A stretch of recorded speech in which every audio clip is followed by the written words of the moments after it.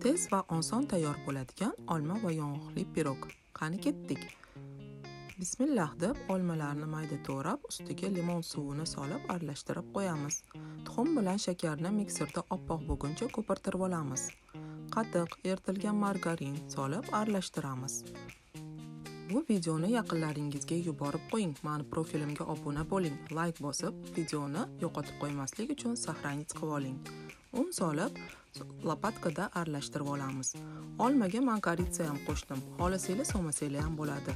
Xamirimizga olmalarning yarmini yong'oq solamiz, aralashtiramiz. Yog'langan idishimizga xamirimizni solib, ustini tekislab olamiz va olmalarni qolganini ustiga solamiz va yong'oq qo'yamiz ustiga. Qizib turgan duxovkaga 25-30 daqiqaga o'rta olovda pishirib olamiz.